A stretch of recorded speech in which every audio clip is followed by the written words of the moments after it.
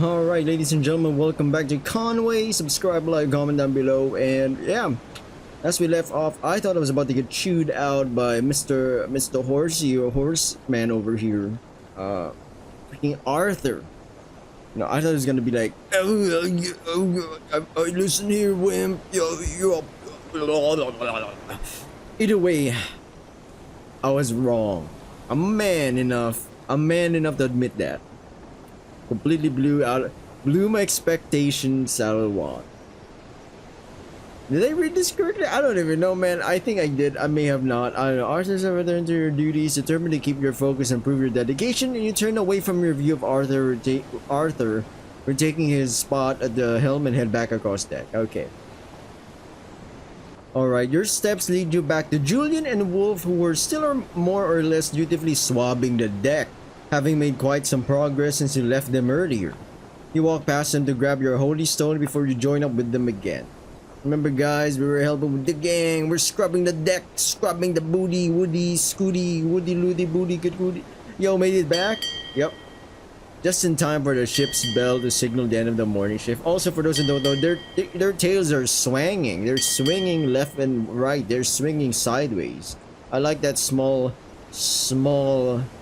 I'd say quality of life animation right there. And right now the story is still like, it's still introducing characters right now. We are still like building up who these people are. Just in time for the ship's bell to signal the end of the morning shift. Of course, you've got impeccable timing. Ah, well, certainly not going to complain about a break. Do you two have any plans for it? Staying as far away from you as possible. Does that count as a plan? So you're just going to stay on at the head all day and watch the others take a dump. Get out of here if those are my two options. We didn't have to help with attack right now, did we? Because of the damage? Julian leans against the shroud at the side of the ship, holding on to one of the rat lines that run across horizontally. Correct. I suppose we'll have to do that later, when they've got things back in order again. And Wolf, we're going to be here for another what? Almost 2 months? Do you really want to hide away every time we have a break? Come on. You play dice? With you? Wolf raises a brow but doesn't immediately dismiss the suggestion. With me? I brought some with me. No bets or anything, just for the sake of it. The lizard waits patiently for his answer, and Wolf does take a sweet time with it. He takes the holy stones from you. And Julian, placing them neatly in the bucket before he hauls it off to a safe place to the side and ties it secured. You know what, lizard? Fuck it. Maybe you have a point. I haven't had a good game in a long while, and I think I could use one. Count me in. Oh, this is... let's look at this. We're chums. We're slowly getting there. I mean, we're not goody just yet, I think. But we're a way better good progress. Let's go, say the least. Julian balls a fist in celebration and points at you to see if you're in as well. What do you want me to do? I gotta join the gang, man. We've already went ahead and checked on Samuel. Is this a romance VN? I don't even know, because if it's a romance thing or consequence, I didn't even read the thing.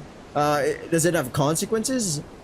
Will Samuel start to murder me? Will he be a mutineer? I don't freaking know. You consider your option for a moment or two, but figure that Samuel would probably just like a bit of peace and quiet for his recovery right now. Sure, I'm in. Once more, Julian's fist of joy appears, and overjoyed that he manages to convince not just one, but both of you. Both of you. The three of you head for the stairs, past members of the other half of the crew who are preparing to take over. With half the crew busy, it's easier to find a table than during dinner time. You three secure one that's held aloft by ropes to counteract the sway of the ship, the surface of which is rather crudely finished wood. I'll be right back, just going to get the dice. If it's multiple, it's called a die, right? Wait, no, singular would be die. Dice would be plural. Yeah. He spins around, his tail almost slapping as he does, and off he goes to where he stored his belongings. What a piece of shine! You slapping me with your tail? You've been dragging that thing around the fucking floor, man. You know how much spit and shit and piss and fucking goop. Man, just slap me on the... You hold onto the rope of the swinging table and slide yourself along the bench on the opposite side of the table from Wolf. The black canine rests both his arms on the table and looks after Julian. Soft blue light comes streaming in through the port opening to give his side a rather beautiful soft sheen, along with a refreshing bit of breeze from outside. Something that is desperately needed below deck. The silence between the two of you lasts for a while until you break it to try to ease the awkwardness. Wasn't so bad then, was it? What was? Wolf answers without taking his eyes off of Julian at the back of the deck. The morning shift, I mean. The canine simply stays quiet and doesn't engage with your small talk beyond a brief glance at you. You let your claws trail through the rough grain of the table while you wait, and thankfully soon enough the sound of Julian's voice breaks the awkward wait as he sits down beside you on the bench. Whoop-de-doo. Found him! He casually flicks a small leather pouch into the table, which lands with a rattle of the dice inside. Any preference for a game? Hazard? Raffle? Hazard has my vote. Sure, hazard's good. You nod in agreement and watch as Julian picks 2 dice from the pouch. They were simple wooden dice, no paint, not even to mark the carved pips. They look like they could have been made by Julian himself. He set them in front of Wolf, who is happy enough to start with the first roll. A bit of a gambler then, Wolf. Is that what brought you here? Gambling debts that left you nothing but rags? Come on, rags? It's a normal shirt. Whoa, what the oh, there's a little bit of animation there. The dice lands on 6 as Wolf rolls his mane, accompanied with a scoff at Julian's comment coming from the canine. I don't really care what Fancy Boy thinks about how I dress. And I'm not stupid enough to get caught up in games to that degree, no. But betting on a good bottle of wine as the sun sets behind the tree line, now those are some memories. Naturally, I won that bet. Maybe if I hadn't, I wouldn't remember it so I would not remember it so fondly. Another roll follows a chance 10 at first, sending him hunting for another 10 now, though the next roll comes up as an 8. Well, no such luck just yet, it seems. What wine was it? Wolf scoops up the dice again to prepare for the next roll. Fuck if I know. All I know is that it tastes good and got me drunk. Such a connoisseur. If you could bet on expensive wine, you must have done pretty well back then. This guy, oh my god, Julian, you better back off, man. This guy's ribbing, but sometimes his ribbing is a bit too... You know, they're not super close just yet, right? It's like you can't really start like that. The dice roll again with a hollow wooden clack. You know, it's kind of funny, you know, if your close friend said some wild fucked up shit about you, like, man, that's why you're like that, you just let it slide, because it's like, you know, he has a point. But if it's a random stranger that says it, you feel offended. You know what? I don't know. It's just something to think about. Shower thoughts. If it take me for one, then I honestly don't know what to tell you. And well, I had my ways. Had your ways? I suppose I'm not the only one who breaks into someone's food stock to gorge myself all night long. Nothing ever that childish, no. 10, much to Wolf's delight. There we go. Maybe we should bet something after all if it's going to go like this. Not me, I've got nothing to bet. Let's keep it friendly for now. Maybe another day when your luck is worse. Wolf chuckles and collects the dice again. This time, however, he pushes them across the table to you instead. You take them and roll for your main. Twice in a row. I don't even know how to play this game. What is this? Twice in a row, you come up with an invalid rolls until you manage to roll an 8. What did Arthur want from you anyways, James? Wolf lifts a paw to rest his head on his knuckles as he watches you roll. I don't know. He just seems to see me connected to all problems somehow. Like I'm the cause of everything that goes wrong. A subtle, what you assume may be a sympathetic growl comes from him in response. I don't like him. I don't think it's bad. I just can't quite make heads or tails of what he's on about, you know? Well, my father told me a little bit about him. He was a captain in the military, very well regarded, and my old man was over the moon that I would learn under him. Julian rests his head on the palm of his hand. So he has the credentials. But from everything I've seen so far, I'm not sure if they are different Arthurs they're talking about. Wolf reaches across the table and gives their paws a light nudge with his own. Roll the stupid dice, will ya? Hey, my dice are not stupid. Be careful what you say or you won't be allowed to use them anymore. You do as you're told and try to de-escalate the moment by throwing your next roll. But nor luck, nor do you have much on the roll after that. As if that's a threat. I've got all the winning cards in my hand here, Lizard. Either I get to enjoy some dice or I get to enjoy peace and quiet while you're busy far away from me. The smirk on Wolf's face was impossible to miss. His head tilted in your direction to give you a good chance to see the teeth gleaming past his lips. Certainly better cards than you, boy. One more roll and let's see... Wait, what the fuck? One more roll, let's see if you got it or not, or if perhaps Arthur's right and we'll have to start avoiding you. He'll get it this time.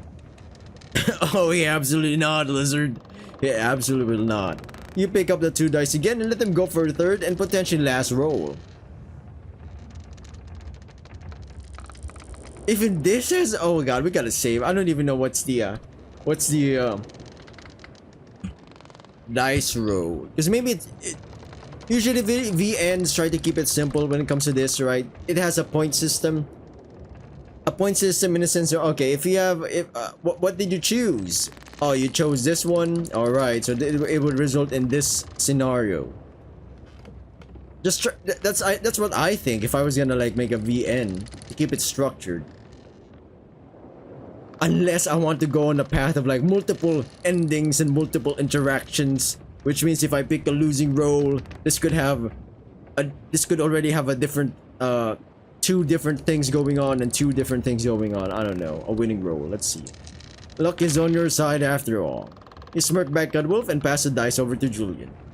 There's a lot of luck bundled up in this cat, I'll have you know. Maybe I'll have to watch you instead and try to avoid you crossing my path. Isn't that saying about black cats? You can barely contain your wide give in as you try to make sure not to stumble up over your words and mess up the next sentence.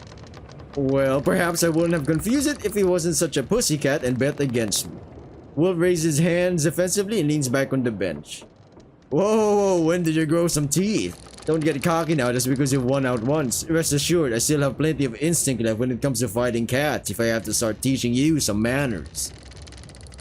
Wolf teases you with the smirk still present from before, and as always, it is difficult to judge just how serious he is about it.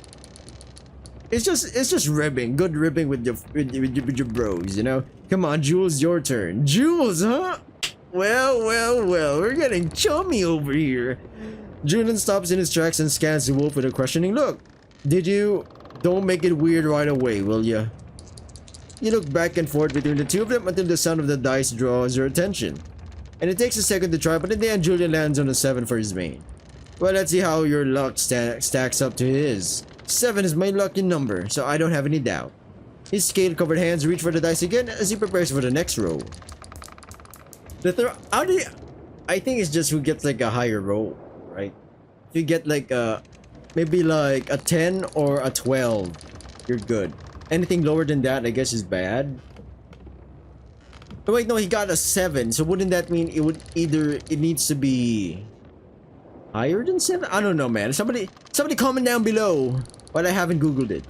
Comment down below, and we'll talk about it next episode. How do you actually play this game?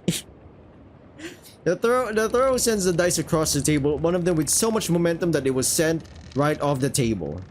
You try to catch it in mid-flight, but all you manage to do is knock it back into the air in an even wider arc. Was that enough to get you overexcited? With a little more feeling next time. Well, this is nice. You go after the die and get down on your knees to collect it, and in the process apparently provide the 2 of them with a pretty pleasant sight. What the hell? Don't... Yo! They checking me out or something? What is this? What's going on here, man? What's going on here? What's going on? What is going on? Maybe I should toss them on the deck a little more often if you go after them so eagerly. Wolf joins the appreciation with a chuckle, and when you turn around to hand the die back, you notice both eyes trained firmly on you. Well, aren't you too a curious bunch? I just had to make sure you wouldn't nick my die. Wolf, though, he was staring at your ass. Teeth fletch past the Wolf's lips as he quietly turns to Julian, giving him a cold glare. I guess that's fine. What am I gonna do? Tell him off? You motioned to Wolf, who sat there looking like a fitting degree of annoyance, and anger was bubbling just beneath the surface. Is that the trick? Be gruff all the time and then I get to stare at your backside all I want? Yo, buddy, what's happening over here, man? What's happening over here? What's happening over here, huh? I wanted bromance, not Well, then again, you know, it's just... You know what's funny? The straightest dudes, you know, when they say some fucked up gay shit, like even an actual homosexual would be like, that's gay. You know what I'm saying? It's like, what the fuck? You sit back down with the show and give the die back to Julian, who immediately goes for a repeat roll with a little more feeling this time. Works for him. For you though, I do like your cute approach. A 4, well, so much for your lucky number. Julian immediately leans over the table to collect the dice again with an uncharacteristic grumble coming from him. You just wait. It's just charging and lulling you into a false sense of security. And then when the time is right, luck strikes. The dice roll again and 12. Not much signs of her luck so far, is there? You sure don't feel like you like... So one is a 4 and one's is a... Wait. Does it have to be like... Wait, what is this? I'm so curious to search this. Because I don't understand. I don't appreciate... Wait, what is this? What did they... Comment down below, man. I gotta know. Because next episode, I will already know because I've searched it on Google. Or before I click record, I'll be like, I'm gonna search this. Ah, okay, now I understand. I understand it now. You sure don't feel like betting something? Because I do rather feel like pulling something from your pockets. The teasing smirk on Wolf's muzzle showed its full effect, with Julian thinking long and hard if he should push for a bet. The 5? Wolf recoils on the bench. Fuck no! I'm not putting up a gift as a wager. Buy your own damn thing. Do we really want to start involving valuables? I thought we decided on it being just for fun. Just don't get involved then. I have to teach him a lesson though. How about a favor then? The winner gets to have one favor to call up from the loser. A dare or something, as long as no valuables are involved. Sounds harmless enough to get you in as well. A dare? You really are a damn child, you know that? Wolf leans back. I mean, I think Julian is the youngest, or as closely aged with James, the main character, the cat.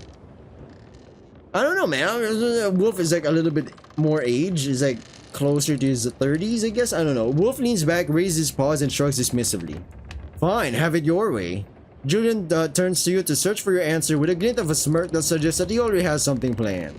Should you really get involved? We're not sure we can really have a fair bet with 3 of us. Do we just pick our numbers and go for one roll, and the winner is on whichever the number belongs to that it lands on? Oh, it has to land on... Oh, okay. Sounds good enough to me. Sounds good. What do you say? Are you in, James? Oh, yeah, sure. What the fuck, man. It's a freaking... Count me in. I'll even be the one who only gets 3 of the possible numbers. Some risk just adds to the fun. Plus, I'll win anyway, so what does it matter? Julia responds with a playful push against her shoulder and a welcoming laugh. As if, but it's cute that you actually believe you're going to win. Right, so do you want 2, 3, and 4? Oh, so they have to land on 12. So they have a number of rolls, I guess. Wait, did they... If they roll a 7 at first, they can roll 7 times before they get the number that they pick or something. I don't know what the fuck. I don't even understand the rules here. I'll go for 5, 6, 7, 8, and Wolf gets the rest up to 12. So 9, 10, 11, 12. So 1, 2, 3, 4 for me. Both you and Wolf give him an affirmative nod, and with the last glance, he makes sure neither you nor Wolf have anything more to say before he rolls the dice across the table with a flick of his wrist. Flick of the wrist. Oh. With something on the line, all of a sudden they appear to roll in that much more of a dramatic fashion, dancing from one of their edges to the next until they land on 4. Lucky you! With a jubilant smile, you lean back, hands behind your head as you bask in the moment. What was that again, Julian? Good try though, Jules, but perhaps you should switch up your lucky number. He waves you off and deject. Ah, okay, I understand now. You have to land on your numbers you pick. Okay. If you land on their number, it's their point, I guess. Is that how it goes? He waves you off and dejectedly lets his head drop. Yeah, just rub it in. You got lucky once. Don't think too highly of it. However, a deal is a deal. He turns to the side, grabbing his dice as he looks over at you. So, you got anything in mind for us? Hit us with your best shots. Or your worst. You sit back and think. You hadn't really considered what to do if you won until now. A few possibilities rush into your mind. Yo! Yo, this is sussy as shit, man. I want to hear something stupid or embarrassing that happened to you. I'm fucking curious. I'm so curious. I'm so... There, bro. Okay. You think for a little bit, then shrug. Hey, Wolf, if you want, what would you ask from Julian? What? Come on, you've got to be joking. You smirk at him? What? I just thought it'd be funny. Well, I'm not laughing. I am. Wolf is not laughing. The canine in question is staring at Julian, evaluating the lizard who fidgets a little under the glare. You've got to shut up for the next day, not a noise until this time tomorrow. That's fucking easy, man. What? You can't be serious. Wolf holds a finger in front of his snout, shushing Julian. Julian opens and closes his mouth a few times and stops, frowning. Wolf holds a hand up to his ear before looking to you. Hear that? Sweet silence. Okay, that's alright. That's kind of funny. Well, maybe I have something simple in mind. You turn to look Julian in the eye, giving him the suggestive grin. Hey Jules, is it true what they say about lizard guys? The lizard looks confused until you slide closer and tap his hip. Oh, down there? Wolf groans at your flirtatious display, running his hand over his face. Julian frowns a bit, considering for a moment before speaking. Well, yeah, I suppose, assuming you mean the thing about our stuff being internal. You deflate a bit at him, no selling your attempt at being flirty. Oh well, that's interesting. I was curious. Man, what the fuck is this, man? That was pretty tame. Julian, you seem like the guy that's been involved in a lot of stupid or funny things, or both. Tell us once. I'm not sure if that's a compliment, but I'll take it as one. Though funny or stupid, or both. Mostly stupid, I think. Julian quiets down, thinking. The lizard then perks back up, looking between you and Wolf with a smile. I think I picked something sufficiently entertaining and highbrow for you two gentlemen. You laugh a little while Wolf just scoffs. Yep, just a regular few gentlemen around the table, all of us as high class as can be. Julian nods along, then crosses his arms theatrically, suddenly looking serious and deep in thought. I'll bring you back to 4 years ago. An incredible caper, a plan that was in the work for weeks, the culmination of diligent long hours of work. Wolf groans. Get on with it, stop grandstanding or we'll be here till dinner. That's my story, Wolf, I get to tell it how I tell it. Anyway, where was I? Yes, we had planned it all, and it worked swimmingly. Me and a gaggle of other officers' kids sneaked up to designated locations under a circle of light from the half moon, and took important things from each. He counts on his fingers as he lists them. Grog, tobacco, and a pipe. Oil, food, of course, a few instruments, and lastly, a musket with shot and powder. He glanced at Wolf, who is looking at the lizard incredulously. Drunk kids and a gun. Great combination. I know, right? Wolf rolls his eyes. Anyway, what was this all for, Jules? A party, of course. Our party. Living in the military is stifling. Even when you're not in it, if you're around it, you're expected to hold up certain standards. He sounds bitter, then he realizes getting a bit too serious, so he straightens out and brightens. That's why we wanted to do something on our own terms. Something fun. And just for us. We figured we could get in a little bit of trouble for taking stuff, but it would be worth it. We would have control for that night, no discipline or anything. You listen in, Wolf is too, despite not looking at Julian. The canine's eyes are focused outside, but his ears twitch as the lizard speaks. Sounds like a much needed break for all of you. I can't imagine what growing up under what under that is like. Well, it produced the man you see in front of you, so it can't have been all terrible. He laughs. Anyway, where was I? Gathering everything went fine, so as we all knew the place well, we snuck off a good distance away, struggled to set a fire for what felt like an hour, and then we started having fun. Unsurprisingly, it took us very little to get drunk. Just one tot of grog had most of us swaying around, barely able to stand. We were laughing, struggling to light pipes or play music with fire in my belly.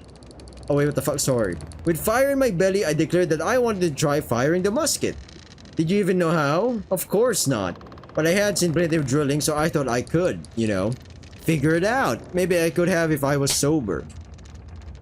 He then begins to mime his actions as he describes them. So I was leaning on the musket. Because I could barely stand, I poured in some powder from my horn, then took a minute to get the ramrod into the barrel. I've never missed a hole so many times in my life. I then try to shoulder it, trip a little, and then aim at my little sapling, and bam! He spreads out his hands, then shakes his right hand vigorously. I way overfill it with powder, some had spilled out into my hand and caught the spark as well. Damn thing kicks me to the ground and nearly bursts my hand and my arm get burned. I'm sprawled out there yelling, everyone is laughing, and the sapling is still there mocking me. You tilt your head concerned?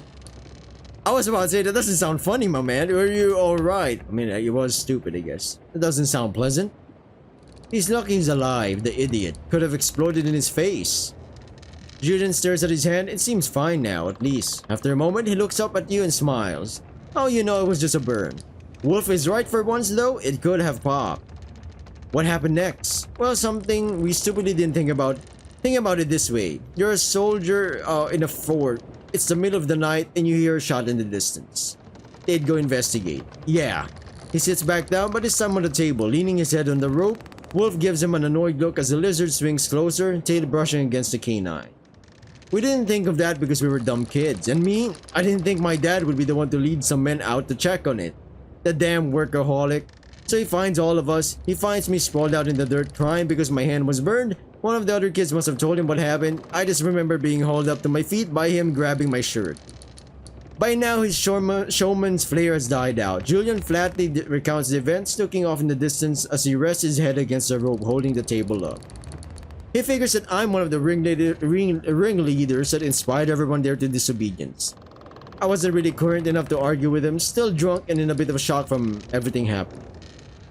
Then he grabs a gun from one of the men he rode out with, says he'll show me how to use it, that I need to know how when I join up, and that I need to be disciplined. So he grabs me and walks me through it, forces me to do it despite the burn on my fingers and hand. It took a while. Julian didn't. Oh my god, this is awful. I just asked you a funny story. That is not funny, man. Julian then realized just how dreary. How dreary? Is it dreary? What the fuck? I think it's dreary, right? Julian then realizes how dreary he sounds as both you and Wolf just stare at him. He tries to laugh it off, smiling wide. Well, you know, it was a stupid kid stuff. I got drunk, fell on my ass, and got in trouble for it all. Embarrassing. That sounds awful, man. He laughs again. It's a nervous chuckle. Julian, I'm sorry that happened to you, Julian. That sounds awful, man. Wolf looks unsure but does speak up after a moment. Yeah, that sounds like it was bad. Julian smiles, falters, but then he stands up, returning to the bench next to you. Oh, it's no big deal. I'm sorry to the both of you. I could have chosen a better story. That one wasn't as fun as I remembered. Yeah, it wasn't. Are you alright? Who, me? Of course. He points at himself with both thumbs and tugs at the pockets of his shirt. He beams, but he's still a little embarrassed. Anyway, there's still Wolf, right? If you're sure you're okay. Wolf looks deep in thought, staring at Julian. His look is less hostile than usual. Maybe he feels bad for the lizard. Wolf furrows his brow and shakes his head. He suddenly turns to you. Okay, what do you have for me? You scratch at your chin? It's more difficult for you, Wolf. I just don't know as much about you. It's an unfair advantage. You don't need to know anything about me to ask for a favor. Well, it makes it easier to know what you're okay with. Just don't ask for anything weird and you'll be fine. You sit back for a moment and think. First you scrutinize Wolf, but then when he gives you a look, you just stare at the table as you think instead.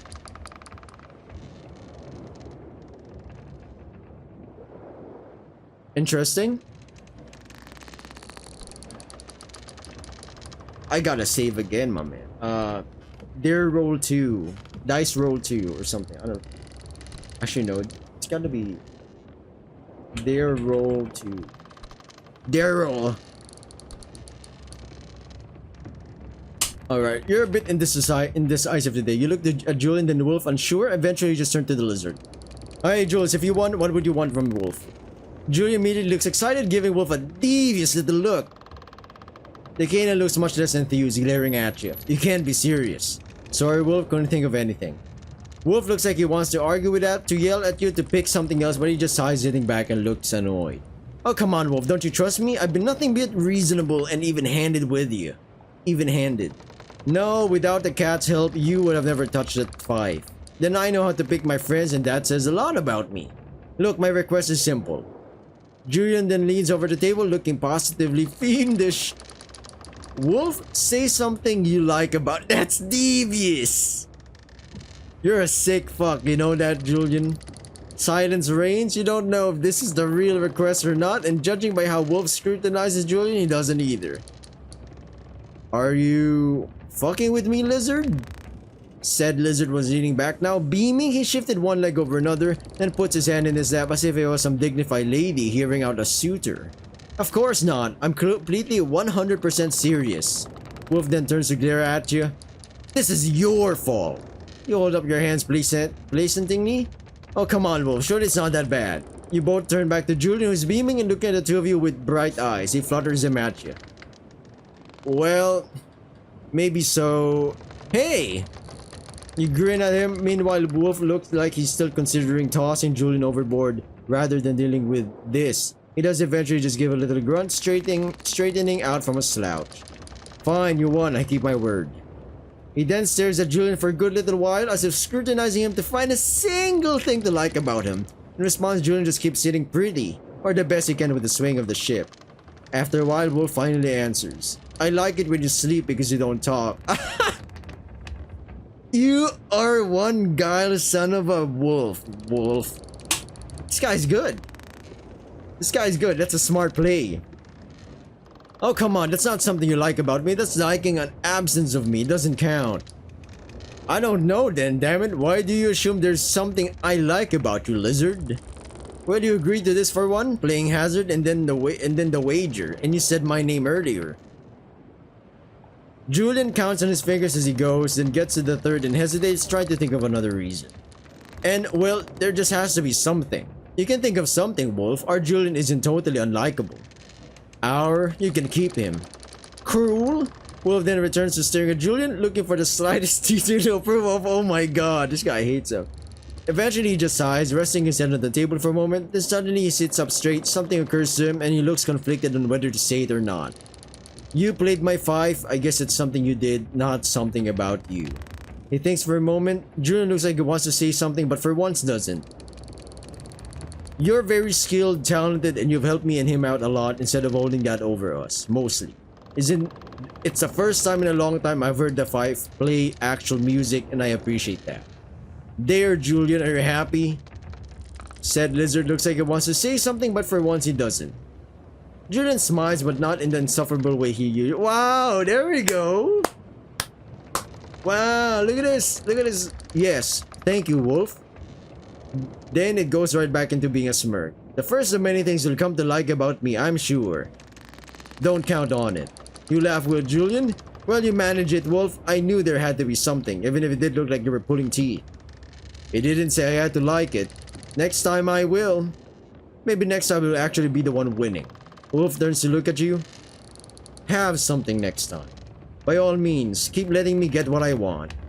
Well, there's still wolves left. What? That was the Lizard's favor?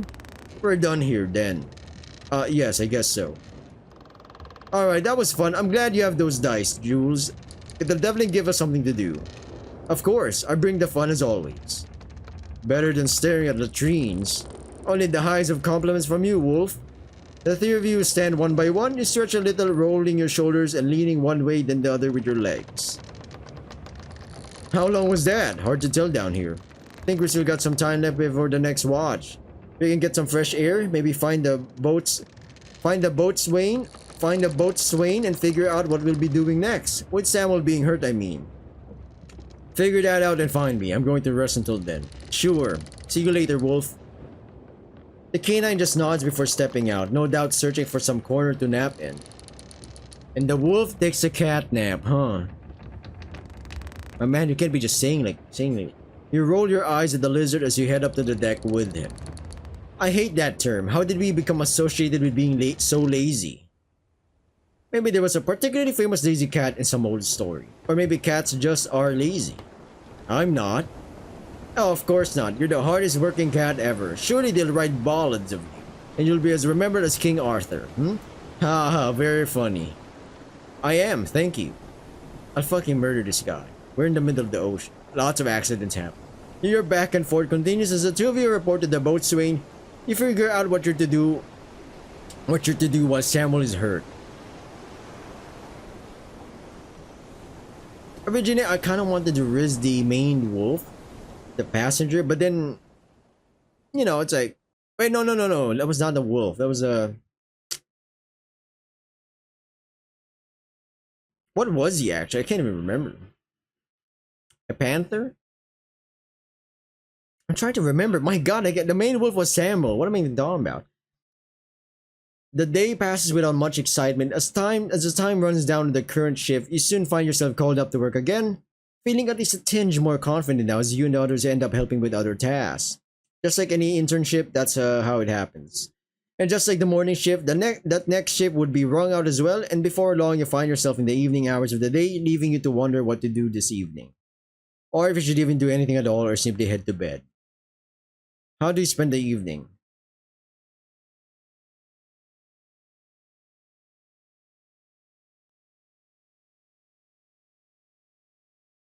These are interesting scenarios. Wait, these are actually interesting scenarios.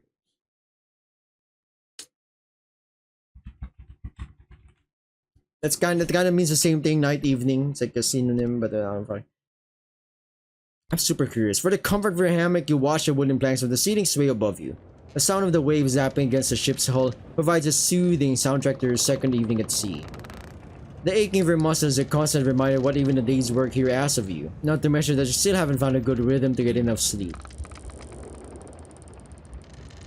Interesting. You toss in the hammock right in the... Oh.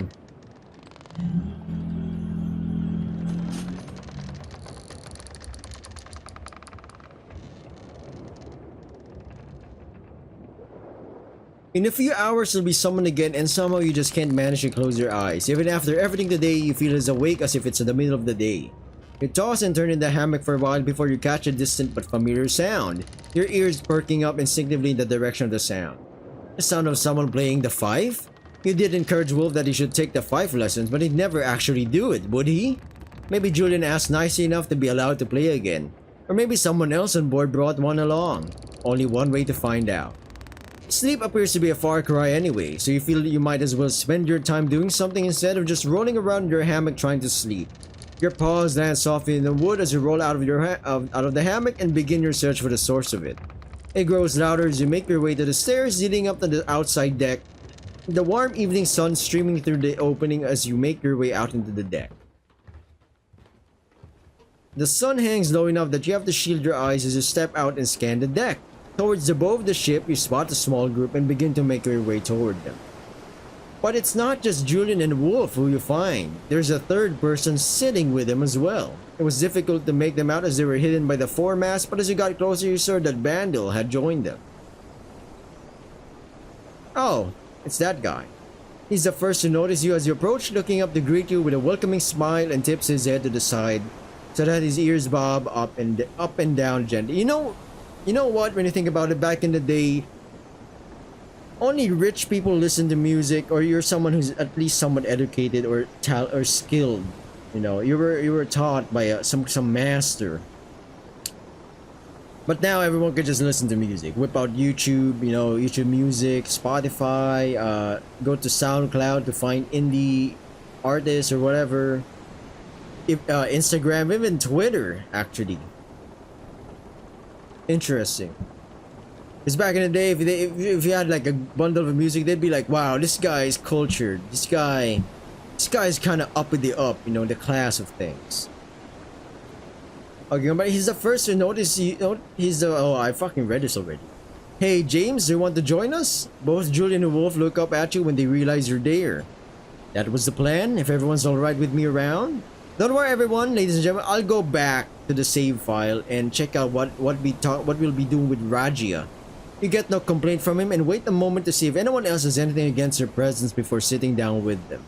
It does leave you feeling a little unprepared when you see Julian and Wolf sitting on a crate they must have brought down from below. Even Bandel has found a place to sit in the 5 rails of the foremast. Oh well, the floor will do for you. How are they doing? Have they been at each other's throats yet? Nothing yet. Why? Should they be? Oh, they can't stand each other. You went ahead and asked in the end, Wolf? Apparently you're not to be graced by an answer from him. Where have you been? I would have told you if I'd known you were interested. I just jumped out of my hammock. Couldn't sleep and heard you playing just now. At least I'm assuming it was you, unless you're the world's greatest teacher and you've already got Wolf to play a treat for us. What do you mean, unless? I'll get Wolf to play this baby in no time, you'll see. Don't call it a baby. Something about that doesn't sit right with me. Instead of talking about what a great teacher you are, you could just get on with it, Jules. Julian hands the instrument back to Wolf, who immediately makes sure to wipe off any spit that might have stuck to it. I guess you just go ahead and play whatever you can play, so that I can see what you already know. The canine takes a fife and lays it to his lips, looking over at Julian with a hint of uncertainty. But instead of trying to play, he lowers the instrument again. Can I just say that I know nothing instead of making a fool of myself in front of them? The person I got it from never actually managed to sit down with me, and well, I tried, but I can't even get a proper sound out of it. Hey, that makes two of us, Mike. 3, you're in good company. Well, that's easy then. Let's start right from the beginning. First, put it up to your lips like I did before.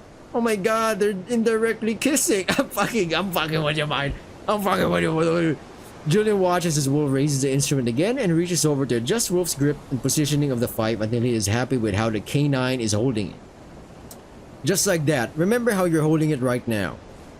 Now, and I know this may be an impossible task to ask of you, but pull your lips back like a smile. You know the thing you do when your HAPPY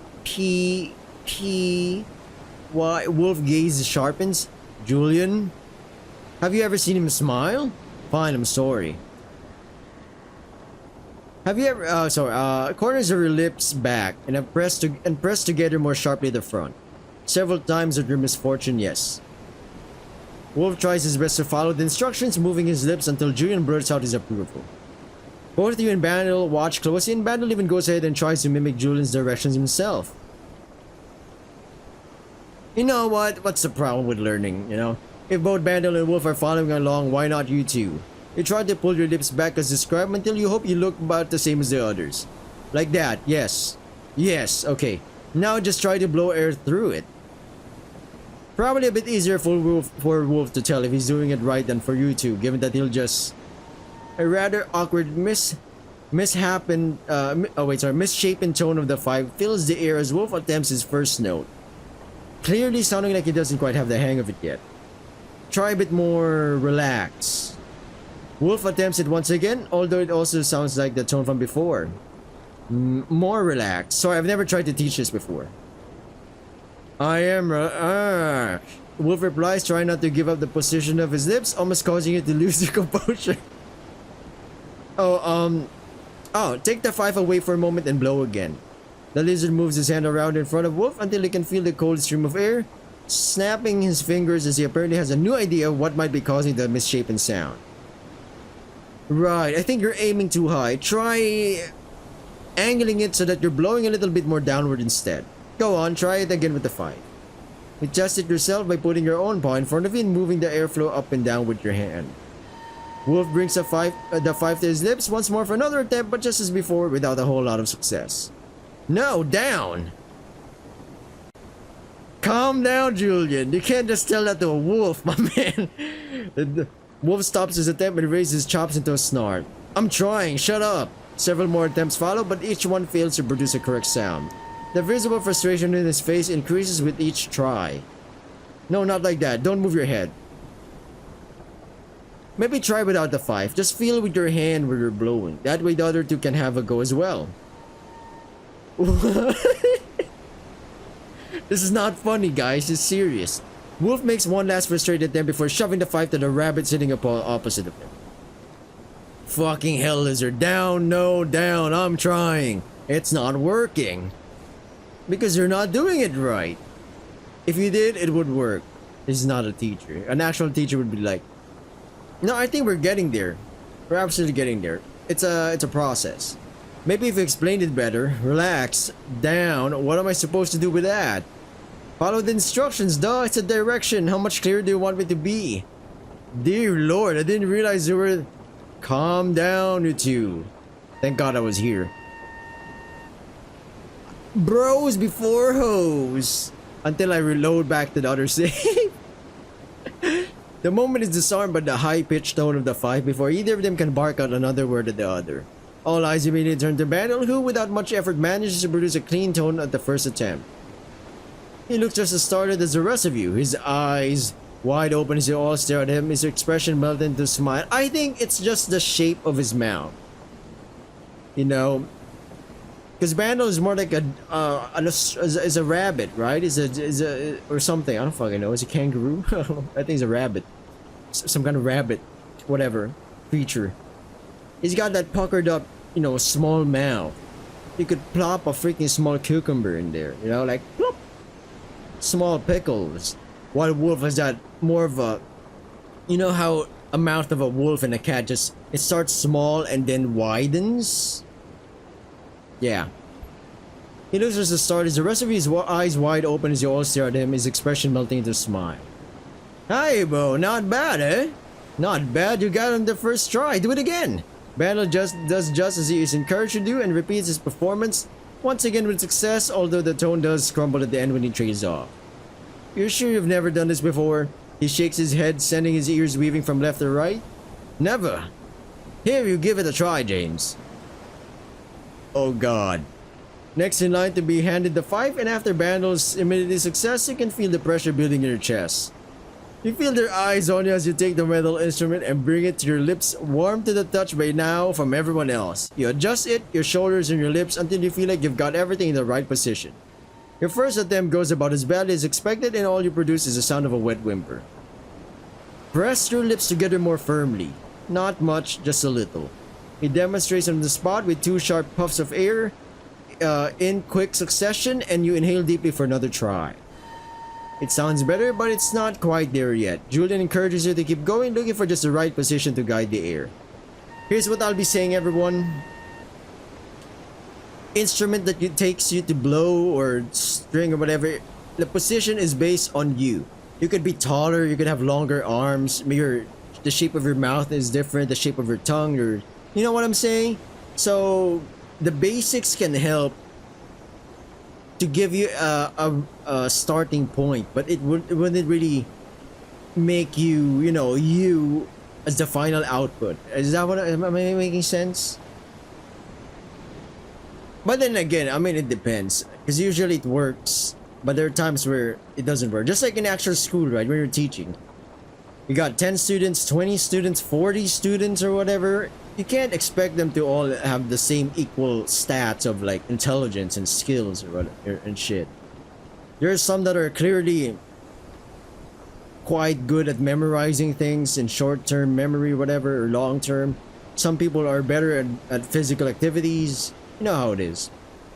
You feel the tone shifting until it suddenly falls into place, and the same firm high note that Bandle hit before resonates from the instrument.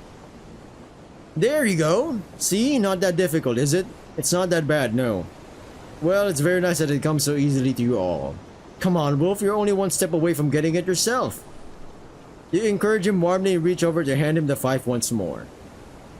I kind of like that we're like moving there. The camera moves like kind of. The canine hesitates for a moment before taking the fife again. Black fingers wrapping around it as he cradles it in his lap. You can see it in him just how badly he just wants to get up and leave. He always does. If anything, you know what? I kind of understand Wolf. That's the same with me. I'm afraid of failure, so might as well not try. If anything, it's a miracle it's gone on for this long. But to your surprise, he lifts the fife up again and gives it another shot. And this time, try to aim a bit low. I heard you the first time. Wolf snaps back at Julian, who raises his hands in defense. A deep breath fills Wolf's chest and he tries again, just like before. However, it only produced the same limp wheeze of air. Anticipating that Wolf would want to stop immediately, Julian swiftly signals with his hand for him to continue, while leaning in close to him to reach under his jaw. He noticed the surprise in Wolf's eyes, but he continues as Julian wants him to. Julian carefully brings his finger to Wolf's lower lip and presses against it with tender precision, causing Wolf to stop immediately. Keep going. What are you? Yo, this is such a bromance going on here, man. Wow, this is some brotherly shit. Just keep going. Slowly, Wolf takes another breath and tries again, continuing as Julian gently presses his lower lip to correct his position. There we go, the position of the lip. Gradually, the tone from the instrument changes from a weak flutter of air to a note as pure as the instrument intended to be. Julian's finger lingers on the canine's lips for a moment before sliding away, leaving him to play the note himself. His ears slowly perk up as the realization comes to him that he's doing it all by himself without Julian's help. You can't help but smile at yourself, and Bandle even goes as far as to clap at Wolf's success. Julian spreads his arms at his side with a broad smile, praising Wolf as his efforts finally pay off. Hey, there you go! See, you got it! Easy! As you watch him though, you see the unusual softness of his expression fade, a fleeting moment of uncertainty before he looks down at the instrument. Well done, man. Going to be playing the first piece in no time. That's enough for me. What? I said that's enough for me. You can keep going. Just put it back with my belongings, lady. But you just did it once. It would probably be good to see you do it a few more times and help. He lays the fire. No! No! Come back here, Wolverine! No! It was such a wholesome moment. Can we make this into a show? What is this? Somebody fund a fucking Netflix series for this. Animated or some shit. Give them 3 years. I'd watch it. It's very adult-like. I like this, man. He lays the 5. It's like an adventure. It's like hanging out, just hanging out, doing your. I don't know. It's like, wow, I'm part of the gang, you know. He lays the 5 in your lap and stands up from his crate, leaving the 3 of you to watch him walk off and down the stairs into the ship. What did I do now? He stares at you in utter confusion and pivots to Bandle when he realizes that you have no more answer to that than he does. I don't know. Did you do something? What? No, all I did was help guide him to get a ton out of it. Nothing more, I swear. And he was doing well too. He ended up with the nicest tone of all of us. Yeah, he did great. You pick up the 5 in your lap and roll it between your fingertips as you turn to look at the back of the deck where he had gone. No! Oh my god, this game. Alright, this VN is actually. Oh. We're gonna do 2 runs. One when we're going to the doctor, surgeon, and one where we don't. Okay. Go after Wolf. Yeah, I'm not sure this will work as a music lesson when the one student you had is gone. I have you two. I don't think either of us are here to actually learn it. Not like Wolf anyway. It wasn't what I expected from him, but you two know him better. I don't know. I wouldn't go that far. We've only known him since the 3 of us arrived yesterday. Well, I guess I'll go after him and give him his 5-pack. Doesn't sound like we'll be practicing much on our own. Wolf, my man, where are you running, man? What are you? Are you leapy or some shit? Your search for him takes you below deck, where your first instinct to check his hammock turns out to be the right one, and you find him resting in it with his elbow draped over his eyes. What is it now? He speaks without lifting his arm aside to even look at you. What do you mean, what is it now? You asked Julian to teach you how to play your instrument and then you just up and left in the middle of it. What do you expect me to do, Wolf?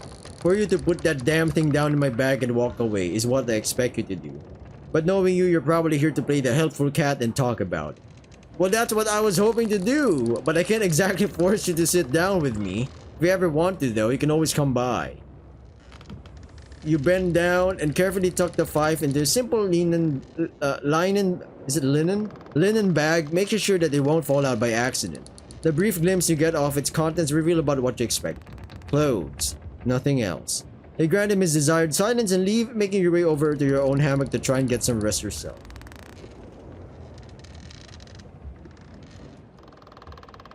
Should we have left him? Cold water comes crashing over you in an instant. The force of it pulls you down. Deeper. Deeper. The surface of the sea disappears, leaving but a pitch-black oppressive oblivion. The water forces you to gas shock, the world returning in a flash as you force your eyes open. You scramble. Your back bumps into something. Drenched and beginning to shiver as the wind chills your body. The salt water stings your eyes, nose, and even your sensitive ears are not spared the irritation. The sun hasn't even made it above the horizon yet. Leaving the person in front of you is nothing but a silhouette. Fuck! You get Wolf's low, guttural snarl almost reverberating through your ears. You feel the primal chill of your fur standing on end. Or at least as well as it can after just having been drenched with water. You get up. You don't think, you act on instinct, rising from the sodden ground as fast as you sleep.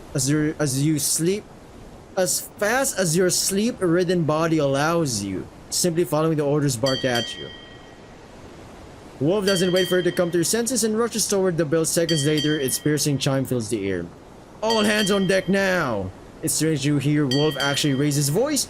He never shouted even when he was pissed off. At most, whoever was the target of his ire would get snarled words dripping with threats of violence. When you hear his urgency, it feels so out of place that you realize something must be amiss. There's not a moment's hesitation when the call comes, and one by one the crewmen make their way from the deck below into the open. What's happening? What? You see Arthur make his way over to speak to Wolf before the canine hurries back at you. What's going on? You were asleep. Yes, and you couldn't have woken me up more gently? Want me to serve your breakfast too? Why did you call all hands on deck? Are you even allowed to do that? Another snarl comes as he grips your arm tightly and turns you to face the bow of the ship, pointing off to the distance with a clawed finger. Beyond the tip of his claw you see it, a cloud. Not just any but a thunderhead. It catches you putting the pieces together. Yeah. The sleep-induced haze evaporates in an instant as your eyes lock into the towering mass of the horizon. Shit, I was on weather watch. Generous to call what you were doing a weather watch. As he speaks, you hear Arthur shout a command to coordinate the crew. All hands ahoy, lads! It's time to earn your pay! Get your hands on the braces, ease the sheets, and close reef the sails. Okay, I'm saving this. Oh god, where do we save? It's up here, right? Wolfie after. We're gonna load. Pause.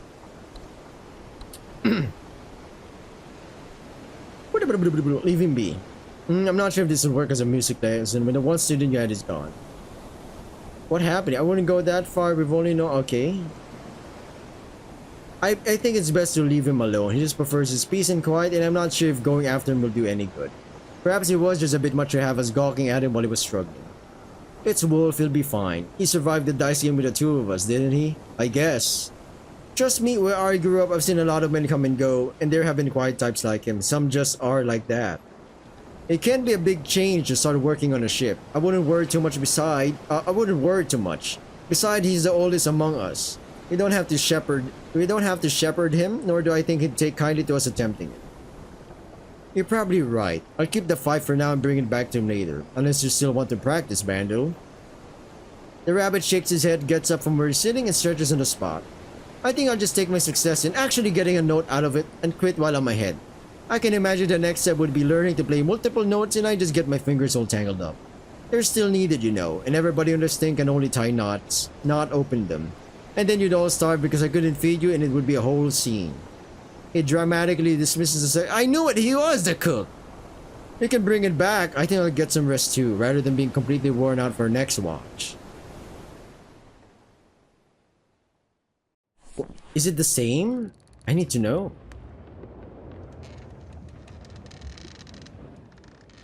You see him resting in it with his elbow over his eye. Oh! He jolts into motion as he hears you step close and lifts himself into his elbows. Ah, fuck! It's you! What do you want? I'm sorry, I didn't want to scare you. I'm just bringing back the 5. I made sure to wipe it too. Okay, quick word. And you did well. Alright. Okay, alrighty then. That's the same thing. Same. I'm assuming... Oh, we gotta go back. I'm super curious, my man. This time we don't hang out with the boys. Today is taking it out of the W. I read that correctly already, guys. I've also read that correctly. With a grip to the crossbeams to steady yourself against the rocking of the ship. Da-da-da-da. Wait, did I read this? I don't know, man. As I walk along the deck, feeling the well-worn planks against the pads of your paws, as you scan them for the little number plates that indicate the hammock spots. You pay no mind to the vague movements in your peripheral vision, even after just a short stay like yours. One grows accustomed to the constant movement on board, rather quickly. No, you are focused on one goal and one goal only. The promise of rest and a glimmer of comfort. Maybe even some sleep. A sudden touch on your shoulder snaps you back to reality. Mom spaghetti, vomit in your sweater already. Arms sweaty, knees weak. Wait, did I just do a fucking perfect loop of mom spaghetti? Lose yourself. She banging. Turning to face it, you find the familiar face of the ship's doctor. Would you be so kind and come along for a moment? Ma'am, I was just about to get some rest. You vaguely point at the hammocks. I just need a bit of help. It'll be but a second. So close, yet so far. Maybe you can just... Am I allowed to decline? Your answer catches her off guard and she stops in her step. Yes? Yes, you may. It's not urgent enough that I will absolutely require the assistance. It would simply be appreciated. Well, if it's supposed to be quick, you'll just get some rest after. Lead the way, doctor. You tag along behind the cheetah. She leads you past the busy caboose to an unassuming door at the front of the deck. She pushes down the handle and swings the door open to invite you into the small cabin. Obliging her, you step into the small storage room, barely big enough to fit two people standing without stepping on each other's paws. It's only lit by what little natural light makes it all the way back here through the open door. An array of differently sized crates fills the space, some just stacked on the ground, some placed on the shelves that are attached to the wall. Thankfully, the seas have been calm, or otherwise the room would probably be quite a mess. She invites you to sit down the largest crate as she reaches up to one of the shelves to take out a few of the smaller boxes. What am I supposed to help with, doctor? She turns around with a smile on her face and hands them to you one after another. I have to sort through some of these crates to find the shipments that I have requested. Usually, anything destined for a cabin the crew doesn't have access to gets stored here until the assigned member picks it out. Mostly it's my stuff, the purser, and whatever the officers and captains order to be loaded for them. You yawn before you can answer and cast a longing look back through the doorway. You play with the thought of asking her for something in return for your help. After all, you could be relaxing in your hammock right now. Your valiant sacrifice is worth something, right? Ooh! Ooh!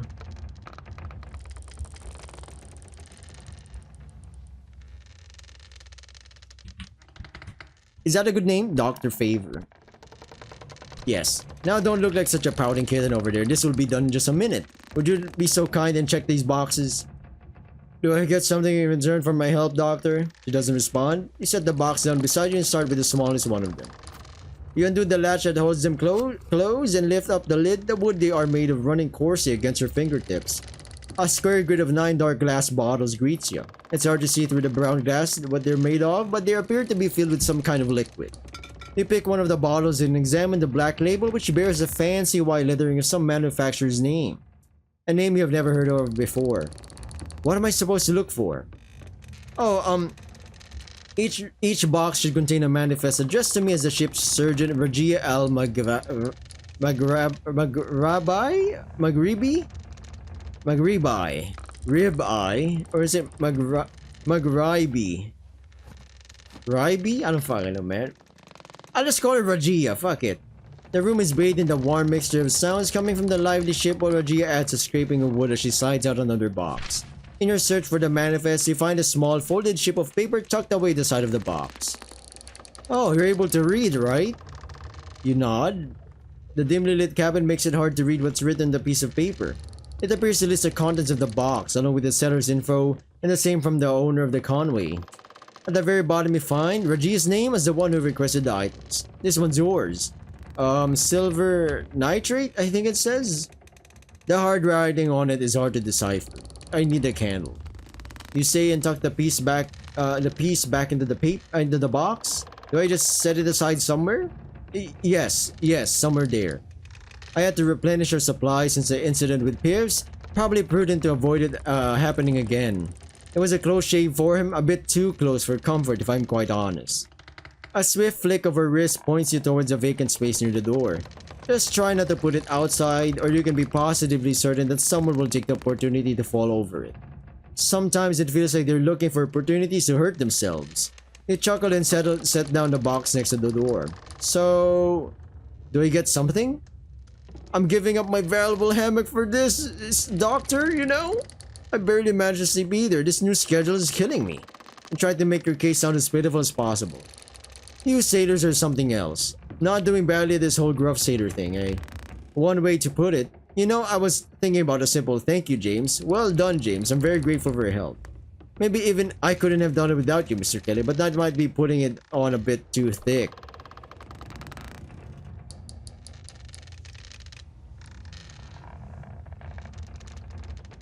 No! No, doctor. Boldness right here. I don't know. She slowly turns around and cocks her head, narrowing her eyes as she looms above you. You miss all the shots you don't take, right? Nothing too much, just... And what exactly do you have in mind? She's gonna kill us, man! She's gonna murder us! The usual warmth from her voice and things cold. Oh... No. Nah, this is awful, man. I guess we could just...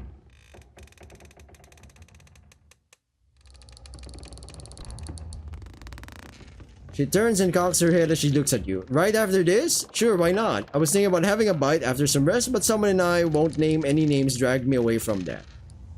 She can't quite keep the short laugh of hers silent. Whoever it was must have had no manners at all. Sure, we can do that. I haven't had anything to eat yet myself. I told you, the rizzing never stops. I just wanted to see what would happen. It looks like that was a... We can't turn her into an enemy, guys. She's the only doctor in the ship. She'd fucking poison us and everybody would chill. You go for the next box and open it, prying out the piece of paper once again to check for the recipient, and once again you find Regia's. You're not from here, are you? Busy lifting the last box off the shelf, she didn't even turn around to answer. From here, the open North Atlantic Ocean? No, indeed I'm not. How did you find out? Was it the missing fins? You know what I mean. She must have been struggling to keep it together with only the fact that she's facing away, saving her from you picking up on it, as she immediately burst into a laugh. I was born in Morocco. Wow, it's Morocco, man. Isn't Morocco our next harbor? It is. Well, sounds like we're going to be visiting your homeland then. Indeed, we will. Well, I'm looking forward to seeing it for myself in that case. You won't quite get to see the town I call my home. I was born in Safi, not Mogador, a town up north from where we will be anchoring. Too far away to reach during our stay in the harbor, though. It has been a while since I've last seen it for myself. How long? I never really made it far from the place I was raised. Well, until now. So I can only imagine how nice it must be to return after such a long time. He closed one of the boxes after finding out this one isn't addressed to her, the latch falling back into place with a wooden click. 2 years. We don't land there often, though. Oh wait, sorry, we don't land there often. Though this time we have a lucrative freight contract for a load of grain, so I'm lucky to spend a few days in my homeland again. Though originally I left even before that. 2 years is how long it's been since I last set foot on Moroccan soil. I left on my own accord back then, but I would be lying if I said that I'm not missing it. Smell the familiar smells, see the familiar colors of the towns. Finally sit down for a good tea again. You notice her lips bend into a subtle smile. It'll be nice. Someone rather enjoys their tea? Find me a Moroccan who doesn't. It's an event for us. You sit down, take your time to get lost in the moment with family, friends, some person walking down the street, whoever it may be. I've been missing it. Not many of the men here are drawn in by that prospect, nor do they usually have the time. Where's the gambling? Where drunken pleasure? Only exceptions when we're crossing to colder regions. Now when they have to reef the sails in a sleet storm, let me tell you then, a cup of tea gets traded like a bar of pure gold. I can believe it. Speaking of the passenger we took with us mentioned that he enjoys the occasional cup of it. Perhaps you can have your tea with someone yet. The lanky chap? You're one to talk? You return with a playful tone? We cheetahs are naturally built slim. Perhaps I shall pay him a visit. So do you have anything planned coming back after all that time? For most of us, it's probably just going to be more work. Or whatever it is you do as a sailor during the stay in the harbor. Running. She is a cheetah. They have to run. Her answer takes you back and you stare at her with the wide open eyes. Running? Deserting from the ship? Now it was her turn to stare back in disbelief, her teeth peeking past her ajar lips. She catches herself with a quick shake of her head. No, what? No. Running to nowhere. Just for the sake of it. Oh. You really are a cheetah, aren't you? She laughs. Not just any cheetah. A king cheetah. If not me, then who else would keep the nature of a species alive? Though perhaps Queen Cheetah would be more a fitting title, don't you think? A worthy one. You play along imitating the tone of a servant. But no, I just like it, and unfortunately this ship is not convenient for a run. Fighting against the waves, fighting against the slippery wet planks, the wind having to weave through you, lot, and avoid the tar dripping from above. It's not the same. And whenever I'm out here, I just crave the euphoric feeling I get from it. Well, at least I won't have any trouble spotting you among the crowd. 2 years, huh? That's a rather long time. It is. There are a lot of close people that I haven't seen in years. Parents, friends, my partner, lover. Hold on, you have a partner? One that you haven't seen in 2 years? You just up and left for several years? Aren't you concerned about the relationship? She carefully puts the box you just sealed back on the shelf where a wooden lip makes sure it stays in place even during a rough seas. Her eyes never lose their focus on her. Concern is not the right word. Not quite. To tell the truth, it was one of the reasons I felt I needed to leave. The one I needed the distance from. I don't know. Whether it still is a relationship or if it truly was, I don't know. Well, it's alright if you prefer not to talk about it. I'm sorry. I guess it's just making me nervous being this close to being back home in Morocco, and I'm feeling the need to get it off my chest. Well, anyone might feel that way in your place. Don't apologize. If talking about it helps, then I can take over the role of the ship's doctor for a moment. Though I don't have it in my power to hand you some rum. You tried to bring some levity into it without much of a reaction. You know, usually it was him who left. Days, weeks, a month or two. I told him that I had a brighter future, that we would never speak again. Damn! She grabbed the milk and ran. She shakes her head. I suppose I meant all of it at the time. Well, I'd probably feel the same if my partner kept on disappearing again and again. Excuse me? He never told you why? Not for any one disappearances he left, but I knew. He never made it too much of a secret to me that when his family comes calling, he comes to help. If we needed money, he went and got it. She shrugs and checks one of the boxes herself to speed up the process, setting it back into the shelf as one that must not have been for her. Well, I appreciate you having an open ear for me, but I'm just keeping you from your rest longer than necessary. Especially on a dog watch, I don't want to steal too much of what little there is. I'm sure it's just the excitement of being this close to home again and not knowing how everything has changed after that time. Let's get this done so you can get your rest. She briefly adjusts the cuff of her sleeve and checks another box. Well, it's been quite a while that you've been with this ship then. It has. Truth be told, I never felt much of an urge to go out to sea. Who wants to operate on someone with the added difficulty of waves, mice, and the loving odor of bilge water spitting to the upper decks? No. I was a new surgeon and it was difficult enough on steady ground. It was a bit of a shock when I came on board. Don't have to tell me. I want to be here and it still is a struggle to get used to it. So yes, it has been longer than I assume it would become, but I suppose life just has a habit of taking you in directions you don't expect. The cheetah shakes her head and takes one of the boxes you checked already to store it again. Did you check this one? You nod. What this ship does provide though is a bit of a calmer place to work. Very un-cheetah-like. She playfully chides you to stop it. Most days at least. Much different to what I would be dealing with in a hospital. And I guess testament to the draw Arthur had on me. He can be rather convincing. A side of him I've yet to see. When would I ever be allowed to hold the status of the head doctor in any hospital? No matter how many years I'd work my tail off, in the end I'd always be a supporting actor to my male colleagues. In came Arthur with the promise of my own little hospital. He knew I needed a change. This ship promised exactly what I wanted at the time. My hospital. One without as much death around. And colleagues, friends who appreciate the care I can provide them with. Though, what death there is weighs heavier on the heart. I've yet to decide if making friends with the people you know might very well be your future patients is a good thing or not. Perhaps I'll grow wise enough to make a decision in the future. I can only imagine. I suppose it might be. She stops again, a pregnant silence laying heavily between her words. Up until the point where you can't do anything for them or they simply get swept out to sea and you aren't even given the courtesy of trying. When all that is left is a solemn silence and an empty hammock. Damn. She looks over the doorway with a pensiveness when a pensiveness clouding her eyes. I'm sorry. You add, not even wanting to imagine it happening on your stay on the ship. She swallows. Sorry. I don't know why I brought it up. I shouldn't even mention the possibility, or what good has it ever done to someone bad luck by calling to it? Probably nothing. You must know our first mate pretty well if you two worked together in the ship for so long. Arthur, I mean. Arthur, I mean. Her ears perked up as you help her veer the conversation away from the previous topic. I do? He's the one who offered to bring me into this ship in the first place. A fantastic first mate. About the best any vessel could hope for. Why? I don't know if it quite feels like that to me. I'm sure you must be telling the truth, but I feel like he has been treating me unfairly since I joined. Hounding me for every mistake and seeing my fault in everything that's happening. Surely it can't be that he's like this to everyone.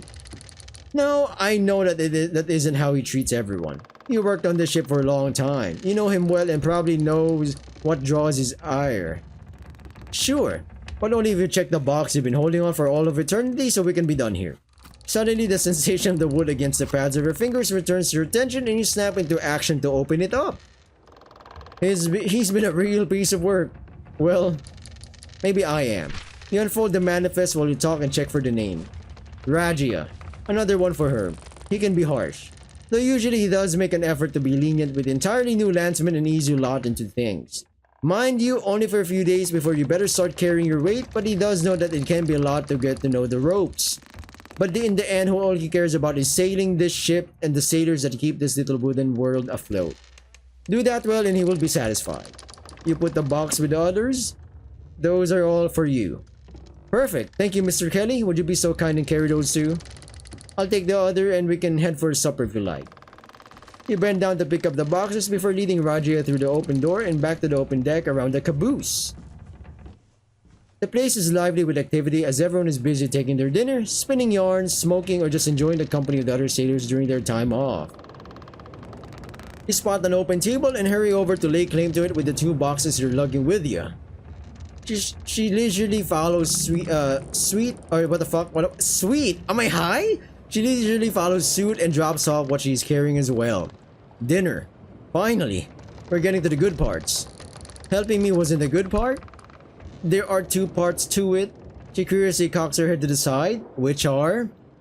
The part that involves helping during my valuable time off, that one is the bad one. The part where the work is done alongside you. Now that is what makes it bearable. Bearable, huh? I didn't realize that my presence would receive the high praise of being bearable. I can't sound too eager, can I? It would make it awkward. Doing it in your company is what made it enjoyable. Is that better? Enjoyable? Yes, that will do. Let's get something to eat. Yeah, oh, it's Bandle. You raise your paw to get Bandle's attention, who looks up from the cleaning duties he had turned to for a moment. One for you as well? You nod and watch Bandle turn to the large pot and scoop out a lump of green stuff that he drops into a bowl with a flourish. It doesn't look as appetizing as yesterday's salmon. Gone is the mouth-watering sizzling sound as well. He adds some salt on top to spice up the green blob and hands you the bowl. No salmon today, I take it? No, it's dog's body. He explains as you inspect her dinner. The salmon is a one-time meal at the beginning of the journey. Make sure everyone departs in high spirits. Rajia interjects from behind you. Precisely, and it lets me have some fun. Only so much I can do with dog's body. I had some lemon and asparagus over from yesterday, and that I mixed into it might taste interesting enough. I'm sure it'll be great, Bandle. You see the rabbit smile and close his eyes as you and Rajia head off to find a place to sit down. Damn, she's hot. But then again, it's a ship filled with dudes, and there's one hot babe, so... You know what I'm saying? You know what I'm saying? Of course she could be an 8, easily a 10 on this ship. The two of you walk past the others to get to your empty table. You sit yourself down with the hull of the ship almost hugging you on one side, and the busy open deck on the other. On the opposite side of the table, you watch she holds her dress aside before sitting down on the bench. You aimlessly poke your spoon in the green mush. Is your food? Quite a far cry from yesterday's dinner. So, dog's body, huh? The question catches her attention just as she is fixing her dress to sit down. Oh, it's peas pudding. Dog's body, the crew calls it. Some peas, some butter and salt, today with some asparagus and a sprinkle of lemon if Bandle is to be believed. Let's see if he told us the truth. She digs her spoon into the soft pile and brings it up to her lips to try. Her eyes straight off to the ceiling, she focuses on the taste. No asparagus yet, but I think I can taste the lemon juice. Doesn't feel like he had a lot of it left over, but this is better than nothing. One of the meals you better get used to, because it'll be served to you often in the meatless days. You go ahead and try it yourself? It wasn't exactly the gourmet meal from yesterday, and instead tastes about as bland of a mush of peas as it looks like. Though the buttery undertone and the hint of citrus do just about save it from wanting to throw it in the bin. Oh, about Arthur, I've been wondering, are you certain that you're not just unaware of your mistakes? I'm with two other new sailors, but he only appears to be after me. I don't feel that I'm doing much worse than them. You two pause your conversation briefly as a crew member walks by your table to the front of the ship, momentarily blocking the evening sunlight that's streaming through the porthole on the other side of the hull. I get that he can be harsh, but he is exceptional at what he does, believe me. He just wants the best for the ship, which means getting everyone to the destination safely. Just because this is a merchant vessel doesn't mean it's free from many of the dangers that Navy sailors talk about back home. I'm often the first one who has to deal with their consequences. You heard what happened to Samuel today and know what something as simple as a worn sheet can do. We're fortunate it only cost some flesh and not the whole leg. You lean over the table, putting more weight on it as you lower your voice slightly. The ropes that hold it in place strain under the extra weight. I get that, Doctor, but Arthur sees me as somehow being responsible for it. I wasn't even around when it happened, for goodness sake. He thinks I somehow tampered with the rope. In his eyes, I hurt Sam. Well, that is rather unlike him. Did he really accuse you of that? Well, he didn't outright say it to me, but the implication was rather clear. Raji hasn't eaten much. Mostly she was just moving and stirring the dinner in her bowl. While she listens, sometimes you see the flick of her tail above the edge of the table. You feel a hand on your shoulder before Raji can say anything as one of the sailor draws her attention. You look over to the other table and see Conrad leaning forward across the gap between the tables. Once he has your attention, he turns on his bench to join in with you too. His voice is hushed as if he wants to ensure only you and Rajia can hear him. But Arthur, listen, the old daft you two were talking about, he has never been the same since he came face to face with the siren, lured him in and left us with a cursed first mate. He's seeing ghosts, lad. Probably thinks you're the next to haunt his vessel, or fears you're drawing in the spirits. Mr. Wagner, don't be absurd. Is he German? The cheetah interjects with an exasperated sigh escaping her lips. Absurd? Am I wrong? Yes. Yes, you are. You know very well that he's not cursed or possessed or any other such nonsense like that. You've worked with Arthur longer than most of the crew and know as well as anyone just how well the ship has been run with the help of his care and guidance. And what makes you think that you would know? A woman at sea, not even one of the crew.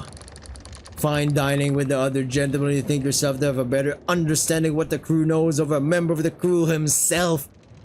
Mr. Wagner, I think the recruit and me have had quite enough of her tales. She dismisses the links with a simple hand gesture, yet Conrad doesn't appear to let himself be turned away so easily. Ladies and gentlemen, remember, this is 1791. Look, Doctor, with all due respect, but the lad needs to know. He's the one who has to go up the shrouds the next time we're called to, and he has to make the decision if he wants to follow through with it or not, when Arthur's the one calling him to do something reckless. As one of the most seasoned members of this crew, I have a duty to keep him safe, whether that is teaching him the skills required or knowledge or just a crew's history he needs to know. Damn it, fuck me, man. Conrad, you're ruining my rizzing, man. Conrad, of course, just like the same Conrad from Spec Ops The Line. Alright, I'm curious. You turn to the links and invite him to go on as Rajia lets her head slump into the palm of her hand. Jack-Tar to Jack-Tar, lad. I won't talk ill of the merit, but keep your wits about you. The siren's call is pulling on him every day. Once a sailor hears their call, it never completely fades from their ears. Even if they make it out alive the first time. You either sink to the depths with her or she'll keep calling and calling and calling. The sirens call, so you survived an encounter with one. Conrad takes a moment to look around the deck before he leans in close and answers with a faint whisper that crosses lips. He did. Mr. Wagner! That is all I can say though. One does not talk about such matters on the open sea, lad. It has a tendency to fall in the ears of the Reaper himself, who never tires of following the call. Mr. Wagner, I will not repeat myself, this is quite enough. We don't need your stories about imaginary curses. Conrad slowly turns his head to her and leans back, bringing his hand up to mimic the motion of lifting his cap in a salute. As you wish, Doctor. His last word carries a hint of contempt with it, kept just subtle enough to avoid further repercussions. Cursed, huh? Don't you start with it as well. Look at what you did, Mr. Wagner. Told him the truth he wanted to hear is what I did, Doctor. I don't want nothing to happen to the lad. He's new. He's just a boy. It's all right, Doctor. I wanted him to continue. What kind of curse is it? That I do not know. I don't think anyone does. We don't have witches on board or those that are versed in the dark arts. They might be able to tell, but as a sailor? Nah, we just have a sense for them, lad. One sees a lot out at sea, you know. Really? What kind of things? Raja quickly raised her voice and cut him off. He can tell you on his own time, not when I decide to offer mine. We wanted to sit down together, not with him, and I would prefer my supper to be a quiet affair if at all possible. She narrows her eyes at the end of the sentence. You get the hint. Sorry, Conrad. Don't worry, I understand. The doc's not a sailor after all this shit. Mr. Wagner, there's one more word. I will make sure that the next splinter will happen to require full amputation. Conrad laughs heartily at that and turns back to his own table. Point taken, Doctor! She looks over to him and her expression softens a little once Conrad is out of the earshot. You two don't exactly sound like best friends. Friction on a ship is unavoidable. Some people you don't have to like, all you have to do is to be able to work together. Just like any other job, James. My man, just like any other job. You just have to tolerate some Well, one time I just had a bad day and this other intern was just absolutely pissing me off an entire fucking month, I'm telling you. I let it rip. It was a bad call. Thankfully, as a surgeon, there isn't a whole lot of overlap between my work and theirs, which rather helps the situation. I guess it's about to happen with so many souls on board. So you don't believe in the curse? She's busy eating again already and raised a brow at your question. Can we just... She pauses and waves at the bowls on the table. She focuses on the supper, please. You nod and dig into your own. Alrighty then. Alrighty then, laddie. Alrighty. Alright. Okay, we can skip through this part.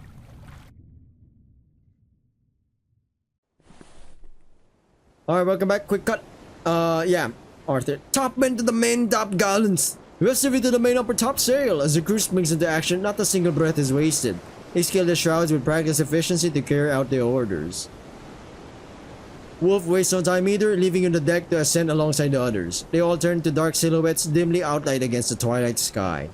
You know you blundered, and you know Arthur will not be happy about. Yet despite the consequences, you do step up to face him. I sincerely apologize, sir. I should have reported the cloud earlier. I do not care right now. What I do, however, care about is the question of why you aren't up there with others yet. Don't tell me that not only have you lost your sight, but your hearing along with it. You know him well enough and are smart enough not to open your muzzle again and let your actions speak instead.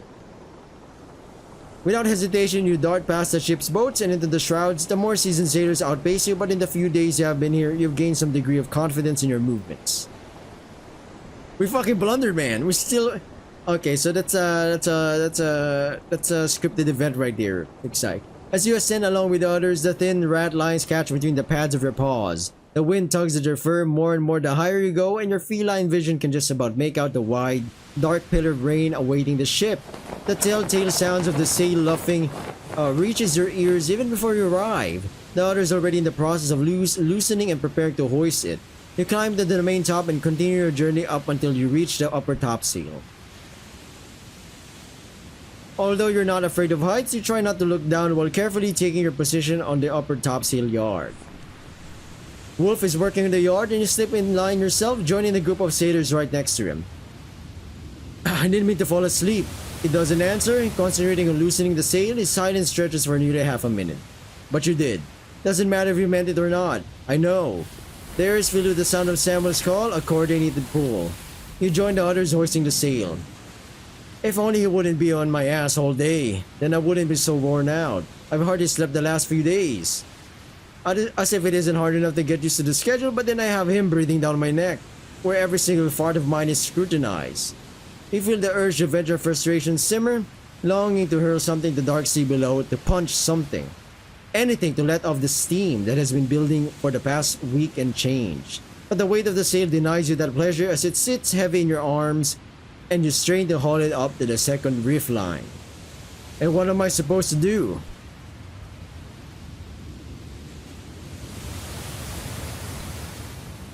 I don't know, just not if you get your wish and Wolf does exactly as you asked him to before he turns back to his task. Wasn't so hard, was it? Now you look as if you care and I feel like I'm conversing with someone who isn't just an empty shell. You regret your words immediately, but Wolf shows no reaction to them. Mostly I'm just annoyed with myself. I guess I'm starting to understand why you prefer to have a quiet day once in a while. Suddenly the first mate's bellow echoes up the mast from below. I didn't realize the ship had a crew of cabin boys who can't reef a sail. You better start making some progress before I put those supple hands of yours to work on the nearest street corner once we reach port. I wanted those sails up yesterday. Down below, you can see more men rushing on deck. The last of the starboard watch must have been woken up and gotten dressed to assist. You heard the man! Show some pride and put your backs into it! You hear Samuel shout and return a quick eye together with the rest of the crew working the sail. Your arms are starting to seriously hurt, but you are so close to getting the sail where it needs to be. Quiet days do have their perks, but that you finally understand this can only be a good thing. But if you're so wise, do you have any more wisdom to share about dealing with Arthur? I don't know what to do anymore, Wolf. And you never seem to have any trouble with him. His eyes meet yours briefly before he looks off to the horizon. Because I do my best to keep it that way. I avoid making mistakes, sure, but I don't try to impress either. Unlike you, I don't dream of becoming a great sailor or whatever romantic ideals you are chasing. They pay me, I do what they ask of me. No more, no less. You know what? I gotta give respect to the Wolf right here. If you're ambitious, go for it. But be prepared, shit's not gonna be easy. You'll have a lot of work. Be it working in the public sector or in the private sector. Or even if you own a business, it's not gonna be easy work. But if you're planning on just earning money, live day by day, and then having a fun time with your life with your money, I guess that's not really a problem, is it? Maybe try not wanting to be the mate's lap cat. Despite his words, there's no trace of contempt in his tone. He seems to try to offer you a genuine recommendation. Isn't that nice? It may be a tad late for that. What with me having had the target on my back that he's been aiming at since I stepped on the ship. You're not the first young man driven by the desire to be some kind of a golden boy to his superiors. To chase the accolades they hand you like breadcrumbs. He exhales sharply and turns to face you again. Is it affiliades or accolades? All they'll do is crush you along the way. Or do you honestly think the mate's ever going to reward you for your efforts to impress him? You're useful for him, that's all you are. The whipping boy for a distinguished gentleman, your only purpose is to take their blame so they can appear spotless in front of their ilk. Sounds like someone has history. This time he adds the flair of a bitter snort at the end of his sentence. Alright, old man. Clearly I'm asking the wrong person for help here. Wolf secures his part of the sail, then leans over to assist you. Together you pull the last bit of rope, ensuring the sail is taut and secure. Once it is secured, the members of your watch start to make their way down the shrouds again. You follow close behind. The shrouds become crowded as the topmen receive their call to repeat the process for both the fore and mizzen's masts. The wind picks up with each passing minute, and the dark thunderhead cloud shimmers faintly with the pale blue of the sky as the sun edges over ever closer to the horizon. What was once a faint cloud on the horizon now towers in front of the ship, urging the crew into double-time efforts. You hurry towards the ship's bow, waiting for your chance to grasp the shrouds.